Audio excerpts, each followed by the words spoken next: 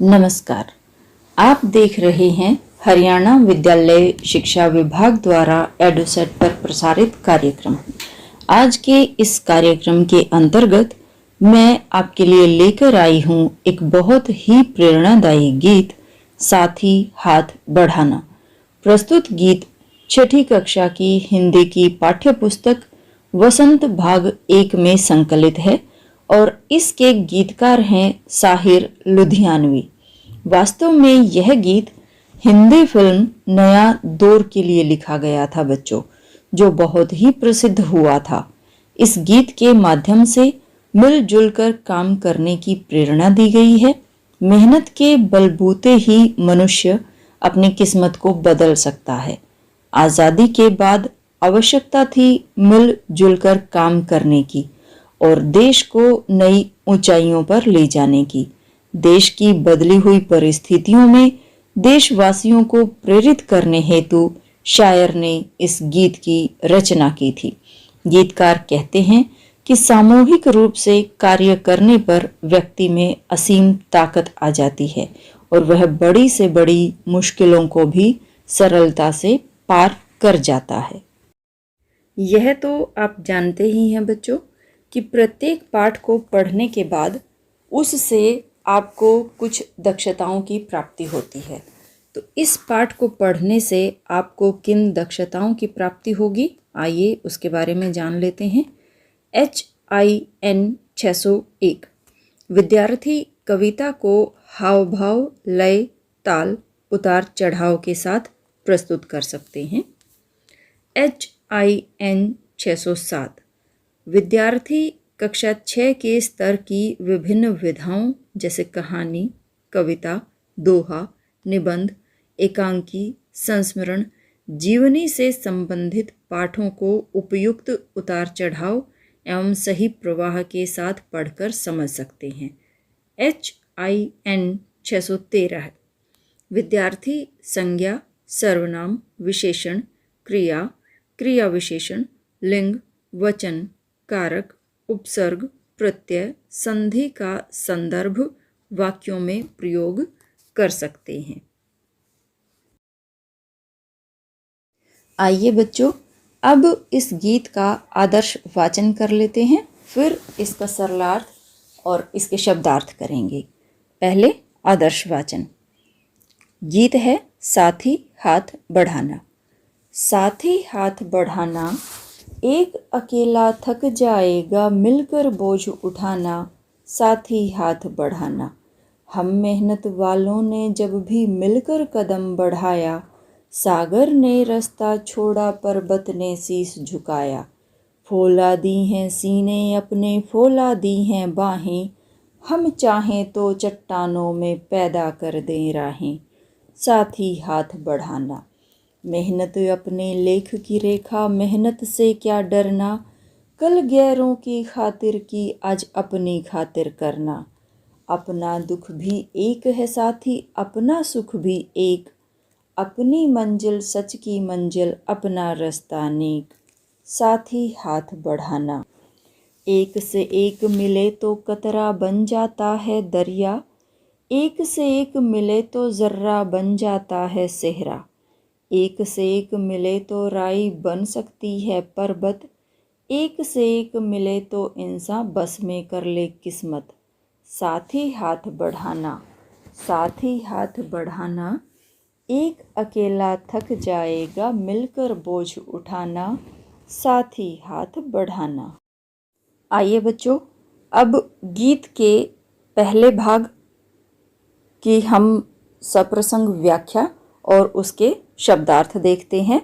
पहला जो पद्यांश है वह है साथी हाथ बढ़ाना, एक अकेला थक जाएगा मिलकर बोझ उठाना। साथी हाथ बढ़ाना, हम मेहनत वालों ने जब भी मिलकर कदम बढ़ाया। सागर ने रास्ता छोड़ा, पर्वत ने शीश झुकाया। फौला दी हैं सीने अपने, फौला दी हैं बाहें। हम चाहें तो चट्टानों में पैदा कर दें राहें। साथी हाथ बढ़ाना। तो यहाँ तक इस गीत का प्रसंग होगा। प्रस्तुत पद्यांश छठी कक्षा की हिंदी की पाठ्य पुस्तक वसंत भाग 1 में संकलित गीत साथी हाथ बढ़ाना से लिया गया है। इस गीत के रचयिता साहिर लुधियानवी जी हैं। इन पंक्तियों के माध्यम से गीतकार आपसी सहयोग की भावना पर बल दे रहे हैं। इन पंक्तियों में आए कुछ कठिन शब्दों के अर्थ भी जान लेते हैं बच्चों। हाथ बढ़ाना की बात इस गीत में बार बार की गई है, जिसका अर्थ है मदद करना। बोझ, वजन, सागर, समुद्र, पर्वत, पर्वत या पहाड़, शीश, शीश या सिर, फौलादी। फौलाद का अर्थ होता है लोहा, लोहे से बना बहुत ही मजबूत। राहें, रास्ते। अब इसकी व्याख्या करते हैं। जब भारत आज़ाद हुआ था तो आज़ादी के बाद भारत के नवनिर्माण के लिए भारतवासियों का आह्वान करते हुए गीतकार कहते हैं कि हमें एक दूसरे का साथ देने के लिए अपना हाथ आगे बढ़ाना चाहिए। किसी काम को करते करते एक व्यक्ति जब थक जाता है और उसे वह काम कठिन और बड़ा भी दिखाई देने लगता है, परंतु जब अनेक लोग मिलकर उसी कार्य को करते हैं तो वह सरलता से पूरा हो जाता है। गीतकार आगे कहते हैं कि हम मेहनत करने वालों ने जब भी एकजुट होकर काम किया है तब हमने हर कठिनाई को पार किया है। कोई भी कठिनाई हमारी राह में बाधा न बन सकी, चाहे वह समुद्र पर रास्ता बनाना हो या ऊंचे ऊंचे दुर्गम पर्वतों पर विजय प्राप्त करना। हमारे सीने और हमारी भुजाएं फौलाद की तरह मजबूत हैं, अर्थात हमारा निश्चय फौलाद की तरह मजबूत है और हम मिलजुल कर चट्टानों में से भी रास्ता निकाल सकते हैं, अर्थात एकजुट होने पर हम हर कठिनाई का सामना करने में सक्षम हैं। दूसरा पद्यांश है, मेहनत अपने लेख की रेखा, मेहनत से क्या डरना, कल गैरों की खातिर की आज अपनी खातिर करना। अपना दुख भी एक है साथी, अपना सुख भी एक, अपनी मंजिल सच की मंजिल, अपना रास्ता नेक, साथी हाथ बढ़ाना। बाकी प्रसंग पहले वाले प्रसंग की ही तरह रहेगा और इसमें हम यह भी जोड़ सकते हैं आखिर में कि इसमें गीतकार ने मेहनत करने पर बल दिया है। आइए अब इसमें आए कुछ नए शब्दों को हम जान लेते हैं। लेख, भाग्य, गैरों, दूसरों या परायों, खातिर, के लिए, मंजिल, लक्ष्य या उद्देश्य, नेक, भला या अच्छा। इसकी व्याख्या देखते हैं बच्चों। गीतकार कहते हैं, मेहनत अपने लेख की रेखा, मेहनत से क्या डरना, अर्थात हम मेहनतकश लोग हैं, हम मेहनत करने वाले लोग हैं। हमारा भाग्य हमारे ही हाथ की लकीरों में नहीं है, अपितु मेहनत करके ही हम अपना भाग्य बनाते हैं। इसलिए मेहनत करने से कभी भी डरना नहीं चाहिए। कल गैरों की खातिर की आज अपनी खातिर करना। आगे गीतकार कहते हैं कि कल तक हम औरों यानी अंग्रेज़ों के लिए करते आ रहे थे, उनकी सुख सुविधा के लिए मेहनत कर रहे थे। आज आवश्यकता है अपने देश के नव निर्माण के लिए मेहनत करने की। आगे गीतकार का कहना है, अपना दुख भी एक है साथी, अपना सुख भी एक। हम सभी का सुख दुख एक दूसरे के साथ है। अपनी मंजिल सच की मंजिल, अपना रास्ता नेक।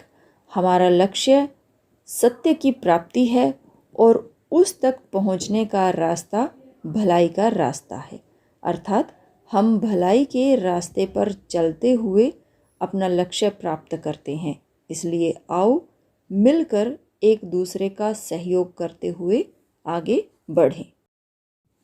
तीसरा पद्यांश है, एक से एक मिले तो कतरा बन जाता है दरिया, एक से एक मिले तो जर्रा बन जाता है सेहरा। एक से एक मिले तो राई बन जाती है पर्वत, एक से एक मिले तो इंसान बस में कर ले किस्मत, साथ ही हाथ बढ़ाना। प्रसंग पूर्ववत ही रहेगा और इसमें गीतकार ने एकता की शक्ति पर बल दिया है। आइए पहले इसके शब्दार्थ को जान लेते हैं। कतरा बूंद, दरिया नदी, जर्रा रेत का कण, सहरा रेगिस्तान, राई छोटा दाना, इंसान। पहली पंक्ति में गीतकार ने कहा है एक से एक मिले तो कतरा बन जाता है दरिया, यानी एकता में इतनी शक्ति होती है कि पानी की एक एक बूंद मिलकर विशाल नदी का रूप धारण कर लेती है। एक से एक मिले तो जर्रा बन जाता है सेहरा, रेत का एक एक कण मिलकर विशाल रेगिस्तान बन जाता है। एक से एक मिले तो राई बन सकती है पर्वत। मिट्टी का एक एक कण जो राई के दाने के समान बहुत ही छोटा होता है, आपस में मिलकर विशालकाय पर्वत बन जाता है। एक से एक मिले तो इंसान बस में कर ले किस्मत। गीतकार कहते हैं कि यदि मनुष्य आपस में मिलजुल कर कार्य करें तो वह अपने भाग्य को भी अपने वश में कर सकता है। इसलिए हे साथियों, आओ मिलकर काम करें और अपने देश को नवनिर्माण की ओर ले जाएं। तो यह थी बच्चों तीनों पूरे गीत की व्याख्या। मैं आशा करती हूँ कि आपको अच्छी तरह से समझ में आ गई होगी और इसी के साथ हम आगे बढ़ते हैं प्रश्न अभ्यास की ओर। प्रश्न अभ्यास के अंतर्गत पहला भाग है गीत से संबंधित प्रश्नों का। तो उसमें पहला प्रश्न है, इस गीत की किन पंक्तियों को तुम अपने आसपास की जिंदगी में घटते हुए देख सकते हो? मेरे अनुसार इस प्रश्न का उत्तर इस प्रकार हो सकता है। गीत की यह पंक्तियाँ यह हो सकती हैं, साथी हाथ बढ़ाना, एक अकेला थक जाएगा मिलकर बोझ उठाना, हम मेहनत वालों ने जब भी मिलकर कदम बढ़ाया, सागर ने रास्ता छोड़ा पर्वत ने शीश झुकाया, फौला दी हैं सीने अपने फौला दी हैं बाहें, हम चाहें तो चट्टानों में पैदा कर दें राहें। दूसरा प्रश्न है, सागर ने रास्ता छोड़ा पर्वत ने शीश झुकाया, साहिर ने ऐसा क्यों कहा है, लिखो। मेरे अनुसार इसका उत्तर इस प्रकार है। एकता की ताकत के बारे में बताने के लिए साहिर ने ऐसा कहा है। इंसान ने संगठित होकर न केवल समुद्र में रास्ता बनाया है, अपितु दुर्गम अजेय पहाड़ों पर भी अपनी जीत के झंडे गाड़े हैं। तीसरा प्रश्न है बच्चों, गीत में सीने और बाहों को फौलादी क्यों कहा गया है? गीत में उत्तर इसका इस प्रकार हो सकता है। गीत में सीने और बाहों को फौलादी मजबूत इच्छा शक्ति को दर्शाने के लिए कहा गया है। अब हम प्रश्न अभ्यास के दूसरे भाग गीत से आगे की ओर बढ़ते हैं। इसके अंतर्गत पहला प्रश्न है बच्चों, अपने आसपास तुम किसे साथी मानते हो और क्यों? इससे मिलते जुलते कुछ और शब्द खोजकर लिखो। मेरे अनुसार इस प्रश्न का उत्तर इस प्रकार है। अपने आसपास हम अपने माता पिता, अध्यापक, भाई बहन, दोस्त, पड़ोसी, पेड़ पौधे, पशु पक्षी आदि को अपना साथी मानते हैं, क्योंकि यह सभी हर समय किसी न किसी रूप में हमें सहयोग प्रदान करते हैं और हमें कार्यों को आसानी से करने में हमारी मदद करते हैं। साथी से मिलता जुलता और शब्द हो सकता है हाथी। दूसरा प्रश्न है, अपना दुख भी एक है साथी, अपना सुख भी एक। कक्षा, मोहल्ले और गांव शहर के किस किस तरह के साथियों के बीच तुम्हें इस वाक्य की सच्चाई महसूस होती है और कैसे? इसका उत्तर इस प्रकार हो सकता है। कक्षा, मोहल्ले और गांव शहर के उन साथियों के बीच हमें इस वाक्य की सच्चाई महसूस होती है जो हमारे बहुत नज़दीक होते हैं और प्रिय होते हैं, क्योंकि वे सदैव हमारी सहायता के लिए तत्पर रहते हैं, बिना किसी स्वार्थ और लालच के। तीसरा प्रश्न है बच्चों, इस गीत को तुम किस माहौल में गुनगुना सकते हो? तो इसका उत्तर इस प्रकार हो सकता है कि इस गीत को हम अपनी कक्षा की बाल सभा, विद्यालय के किसी सांस्कृतिक कार्यक्रम, देशभक्ति से संबंधित सभा आदि के माहौल में गुनगुना सकते हैं। चौथा प्रश्न है, एक अकेला थक जाएगा मिलकर बोझ उठाना। इस प्रश्न के 3 और भाग हैं, जिसके अंतर्गत क भाग है, तुम अपने घर में इस बात का ध्यान कैसे रखते हो? कौन सी बात का? कि एक अकेला थक जाएगा मिलकर बोझ उठाना। तो मेरे अनुसार इस प्रश्न का उत्तर इस प्रकार है बच्चों, हम अपने बड़ों और छोटों का उनके काम में सहयोग करके अपने घर में इस बात का ध्यान रख सकते हैं। ख, पापा के काम और माँ के काम क्या क्या हैं? उत्तर, दोनों ही घर के काम भी करते हैं और बाहर के काम भी करते हैं, यानी बाज़ार से, कहीं दुकान से कुछ लेकर आना है या खेत का काम है, इस तरह के कार्य माँ भी करती है और पिता भी करते हैं। ग, क्या वे एक दूसरे का हाथ बटाते हैं? हाँ, वे एक दूसरे का हाथ बटाते हैं। 5वां प्रश्न है बच्चों, यदि तुमने नया दौर फिल्म देखी है तो बताओ कि यह गीत फिल्म में कहानी के किस मोड़ पर आता है। यदि तुमने फिल्म नहीं देखी है तो फिल्म देखो और बताओ। अब इसका उत्तर बताने के लिए आपको फिल्म देखनी पड़ेगी, लेकिन क्योंकि मैं यह फिल्म देख चुकी हूँ और मुझे मालूम है कि फिल्म में यह गीत किस मोड़ पर आता है, तो मैं भी बता देती हूँ और आप भी फिल्म देखकर यह मालूम ज़रूर करना।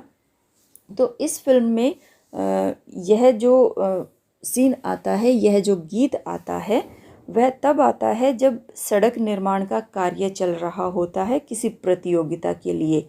शुरुआत में तो कुछ ही लोग यह काम कर रहे होते हैं, परंतु धीरे धीरे बहुत सारे लोग इस काम से जुड़ जाते हैं और काम को बहुत ही जल्दी और बहुत ही आसानी से पूरा कर देते हैं। जब आप गीत को पढ़ रहे थे बच्चों, तो आपने ध्यान दिया होगा कि गीत में बीच बीच में बहुत सारी कहावतों का प्रयोग हुआ है। तो आइए अब मैं आपको लेकर चलती हूँ कहावतों की दुनिया में। इसके अंतर्गत पहला प्रश्न है, अकेला चना भाड़ नहीं फोड़ सकता। और दूसरा है, एक और एक मिलकर 11 होते हैं। तो इसमें प्रश्न 1 के ये जो 2 बिंदु थे, अकेला चना भाड़ नहीं फोड़ सकता और एक मिलकर 11 होते हैं, इससे संबंधित 2 प्रश्न पूछे गए हैं। पहला प्रश्न है क, ऊपर लिखी कहावतों का अर्थ गीत की किन पंक्तियों से मिलता जुलता है? तो पहले हम इसी प्रश्न का हल ढूंढ लेते हैं। पहला था अकेला चना भाड़ नहीं फोड़ सकता, तो इसके लिए है जिन पंक्तियों का प्रयोग इस गीत में हुआ है, एक अकेला थक जाएगा मिलकर बोझ उठाना। दूसरी कहावत थी, एक और एक मिलकर 11 होते हैं। तो इस कहावत को, इस बात को दर्शाने के लिए गीत में कौन कौन सी पंक्तियां आई हैं वह आप देखते हैं। एक से एक मिले तो कतरा बन जाता है दरिया, एक से एक मिले तो जर्रा बन जाता है सेहरा, एक से एक मिले तो राई बन सकती है पर्वत, एक से एक मिले तो इंसान बस में कर ले किस्मत। प्रश्न 1 के अंतर्गत जो ये दोनों कहावतें पूछी गई थी, उसका ख भाग है कि इन दोनों कहावतों का अर्थ कहावत कोश में देखकर समझो और उनका वाक्य में प्रयोग करो। तो पहली कहावत थी, अकेला चना भाड़ नहीं फोड़ सकता। इसका अर्थ है अकेला व्यक्ति मुश्किल कार्य नहीं कर सकता और इसको मैंने इस प्रकार वाक्य में प्रयोग में किया है। आप किसी और तरीके से भी इसको वाक्य में प्रयोग कर सकते हैं। यदि तुम दोनों भाई मिलकर इस व्यवसाय को संभालोगे तो निश्चित ही सफलता हासिल करोगे, नहीं तो जानते ही हो कि अकेला चना भाड़ नहीं फोड़ सकता। दूसरी कहावत थी, एक और एक मिलकर 11 होते हैं। इसका अर्थ है बच्चों, एकता में बहुत शक्ति होती है। मैंने इस प्रकार इसको वाक्य में प्रयोग किया है, मिलजुल कर रहने से बड़ी कोई ताकत नहीं होती, क्योंकि एक और एक 11 होते हैं। कहावतों की दुनिया का दूसरा प्रश्न है, नीचे हाथ से संबंधित मुहावरे दिए गए हैं, इनके अर्थ समझो और प्रत्येक मुहावरे से वाक्य बनाओ। क है, हाथ को हाथ न सूझना, बहुत अंधेरा होना या कुछ भी दिखाई न देना। वाक्य में प्रयोग है, पुरानी हवेली के कमरे में तो इतना अंधेरा था कि हाथ को हाथ न सूझे। ख, हाथ साफ करना, इसका अर्थ है चोरी करना। वाक्य में प्रयोग, बस में मेरे साथ बैठी सवारी ने मेरे सामान पर हाथ साफ कर दिया और मुझे पता तक नहीं चला। ग, हाथ पैर फूलना, इसका अर्थ है बच्चों घबरा जाना। और वाक्य प्रयोग इस प्रकार है, उसका मनोबल तो इतना कमज़ोर है कि छोटी सी बात में भी उसके हाथ पैर फूल जाते हैं। घ, हाथों हाथ लेना, इसका अर्थ है स्वागत करना। और वाक्य प्रयोग, भारत भ्रमण पर जाने की बात को साथियों ने हाथों हाथ लिया। हाथ लगना, अचानक मिल जाना। इस मुहावरे को मैंने इस प्रकार वाक्य में प्रयोग किया है, यदि मेहनत करते रहोगे तो सफलता ज़रूर हाथ लगेगी। आइए अब भाषा की बात के अंतर्गत हम जानते हैं कि इस गीत के माध्यम से हमें भाषा से संबंधित और क्या कुछ नया सीखने को मिल रहा है। भाषा की बात के अंतर्गत पहला भाग है, पहला प्रश्न है, हाथ और हस्त एक ही शब्द के दो रूप हैं। हाथ को ही हस्त कहा जाता है और हस्त का ही दूसरा नाम हाथ है। नीचे कुछ शब्द दिए हैं बच्चों, नीचे दिए गए शब्दों में हस्त और हाथ छिपे हैं। शब्दों को पढ़कर बताओ कि हाथों का इनमें क्या काम है। तो जो नीचे यह शब्द दिए जा रहे हैं, इनको पढ़कर आपने बताना है कि दिए गए शब्द में हाथ का क्या काम होता है और होता भी है या नहीं। पहला शब्द है हाथ घड़ी, तो इसका आपको पता ही है, इसमें घड़ी बांधने के लिए हाथ का प्रयोग होता है। नाम ही है हाथ घड़ी, तो घड़ी जो हाथ पर बांधी जाती है तो हाथ का इसमें प्रयोग हो ही गया। दूसरा शब्द है हथौड़ा। आप जानते ही हैं बच्चों कि यह एक औजार होता है। लोहे का जो यह औजार है, इसको पकड़ने या चलाने के लिए हाथ का प्रयोग होता है। तीसरा शब्द है हस्तशिल्प। हस्त का अर्थ हाथ और शिल्प का अर्थ कारीगरी, यानी किसी कलात्मक वस्तु को बनाने के लिए इसमें हाथ का प्रयोग होता है। अगला शब्द है हस्तक्षेप। इसमें हस्त का प्रयोग भले ही हुआ है बच्चों, लेकिन हाथ या हस्त दोनों का अर्थ एक ही है। हाथ का इससे कोई लेना देना नहीं है। इस शब्द का अर्थ है दखल अंदाजी करना, यानी किसी के भी कार्यों में टांग अड़ाना।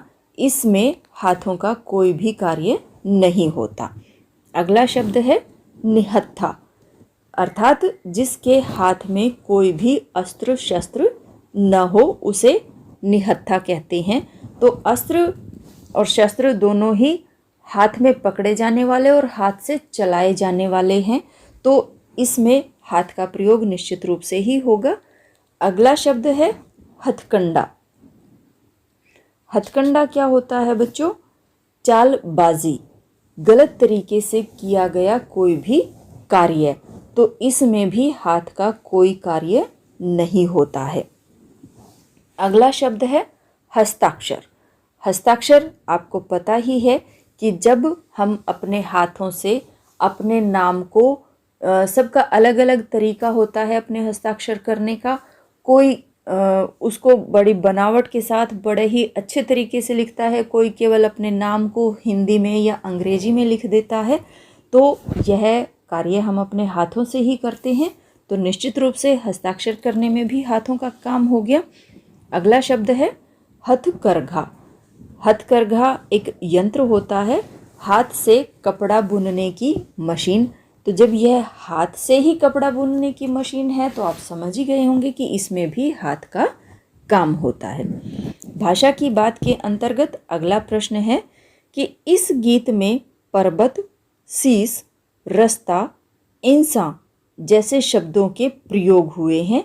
इन शब्दों के प्रचलित रूप लिखो।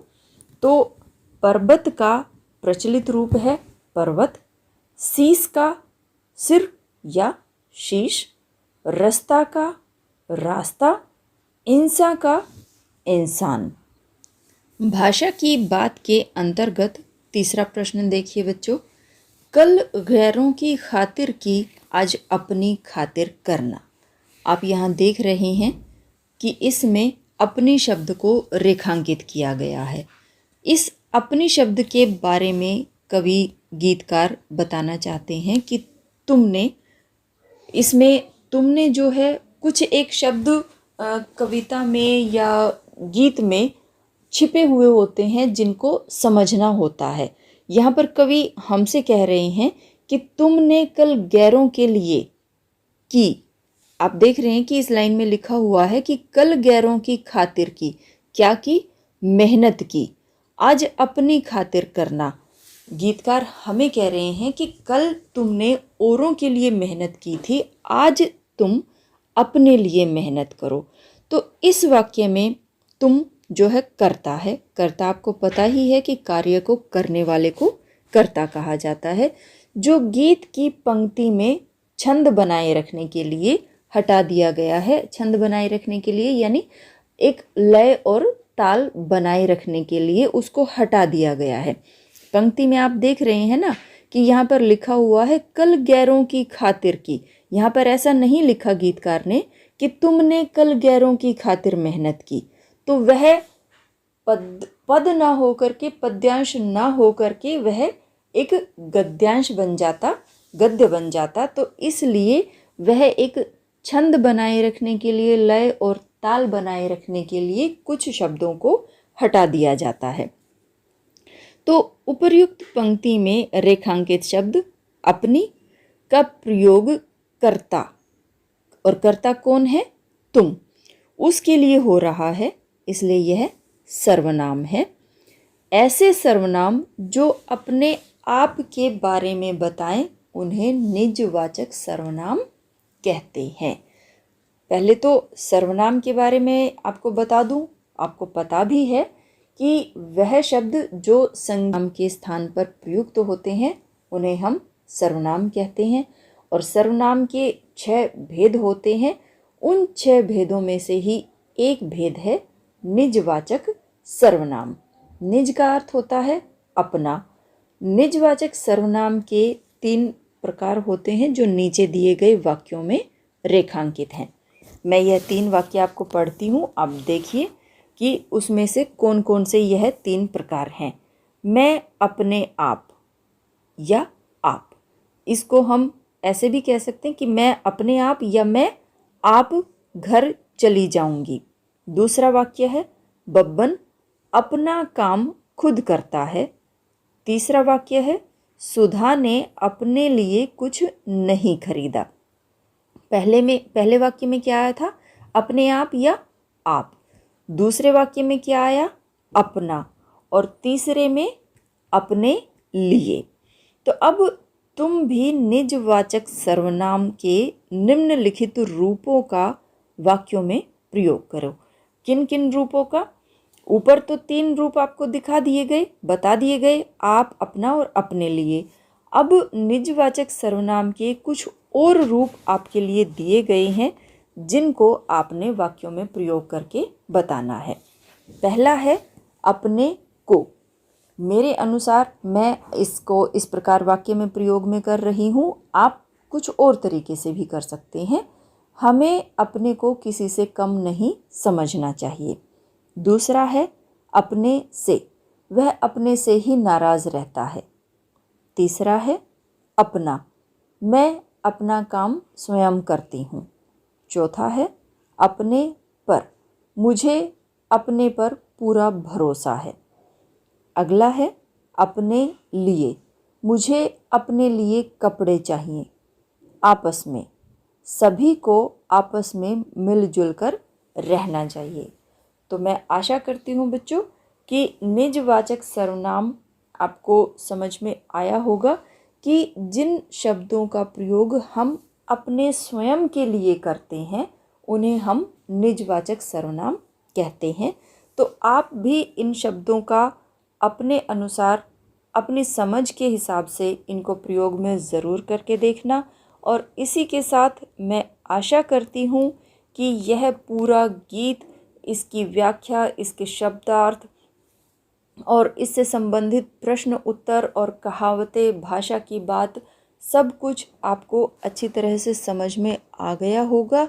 इसके साथ ही किसी अन्य पाठ के साथ आपसे जल्द ही फिर मुलाकात होगी। खुश रहिए, हंसते रहिए, पढ़ते रहिए, खेलते रहिए और